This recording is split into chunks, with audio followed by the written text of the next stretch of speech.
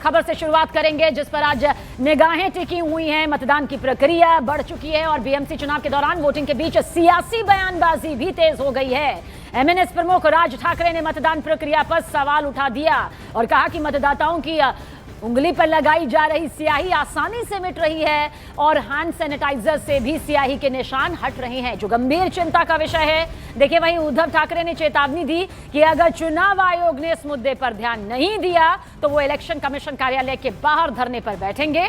दूसरी तरफ सीएम देवेंद्र फडणवीस ने कहा कि हर बात पर हंगामा करना, सवाल खड़े करना उचित नहीं है, सही नहीं है।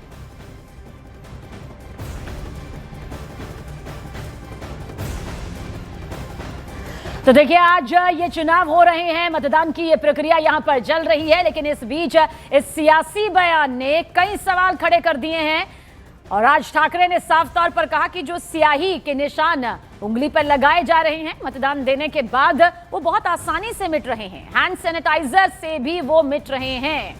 तो ऐसे में देवेंद्र फडणवीस ने कहा कि हर बात पर इस तरह से सवाल उठाना, हंगामा करना ठीक नहीं है। हालांकि उद्धव ठाकरे ने साफ कर दिया है कि अगर इलेक्शन कमीशन ने इस बात पर ध्यान नहीं दिया, चुनाव आयोग ने इस बात पर गौर नहीं फरमाया, तो फिर धरने पर भी बैठा जा सकता है।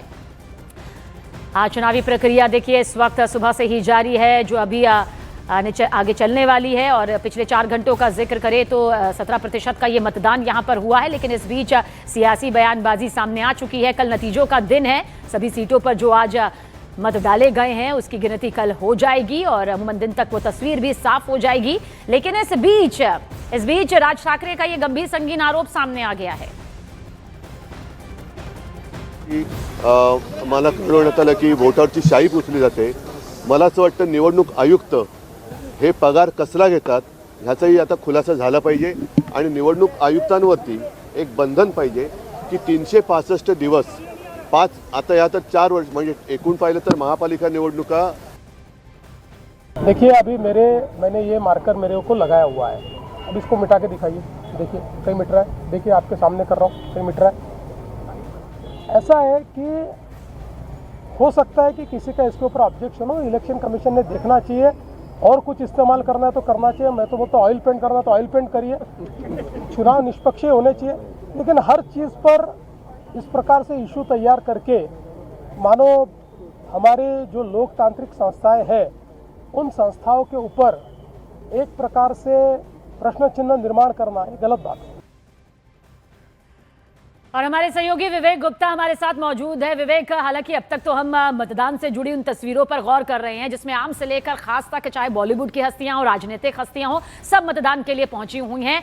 लेकिन इस बीच स्याही मिटने का क्या कुछ ये पूरा सियासी मामला तूल पकड़ चुका है? सबने देखिए, आपको बताना चाहेंगे कि महाराष्ट्र में और खासकर मैं मुंबई की बात करूं तो पिछले 1 साल में ये तीसरा चुनाव है। 2024 में ही विधानसभा हुए थे, फिर 2024 में ही लोकसभा हुए थे। अब माफ़ कीजिएगा, हाँ 2024 में, पिछले 1 से 1.5 साल में ये तीसरा चुनाव है। अब जो है बीएमसी का चुनाव हो रहा है, उसमें जो स्याही लगाई जा रही है कि पिछले लोकसभा विधानसभा में थे कि इंक यूज़ हो रही थी, उससे बाकायदा इंक को ड्रॉप किया जाता था और रुई और जो पेंसिल के जरिए था उसमें स्याही लगाई जाती थी हाथों में। इस वक्त जो बीएमसी के चुनाव हो रहे हैं उसमें जो चुनाव आयोग है उन्होंने एक परमानेंट स्केच मार्कर जो है, पेंसिल जो है स्केच मार्कर की, उसको इस्तेमाल कर रही है। उसको लेकर अब उद्धव गुट और राज ठाकरे ने साफ तौर पर सवाल खड़े किए गए हैं कि जो पहले स्याही यूज़ होती थी उस स्याही को यूज़ नहीं किया जा रहा है, बल्कि अब परमानेंट स्केच जो परमानेंट मार्कर होते हैं उसका इस्तेमाल हो रहा है। और उद्धव ठाकरे और राज ठाकरे ने बड़ा आरोप लगाया है कि जो मार्कर से हाथों पर लकीरें खींची जा रही हैं वो सैनिटाइजर से या फिर दूसरी चीज़ से साफ़ हो रही हैं, धुली जा सकती हैं, ताकि जो वोटिंग है, जो एक आदमी दोबारा वोट कर सके, वो आराम से जा सकता है। लेकिन उसी का जवाब जो है महाराष्ट्र के सीएम देवेंद्र फडणवीस ने दिया है। उन्होंने साफ तौर पर कहा है कि वो भी वोट करके आए हैं, उनका भी जो हाथों में जो इंक लगी है वो परमानेंट स्केच मार्कर से लगी गई है और उनकी जो इंक है वो किसी भी कीमत पर हटाई नहीं जा सकती है। तो कहीं ना कहीं देवेंद्र फडणवीस का साफ तौर पर कहना है कि एक तरीके से हर दिन नए नए आरोप लगाए जा रहे हैं। वहीं उद्धव ठाकरे का साफ तौर पर कहना है कि पिछली बार जो इंक यूज़ हो रही थी वो फॉर्मेट क्यों नहीं इस्तेमाल हो रहा है, क्यों परमानेंट स्केचेस को लाया जा रहा है, परमानेंट जो मार्कर्स है उसका इस्तेमाल किया जा रहा है, उसको लेकर सवाल खड़े हो गए हैं।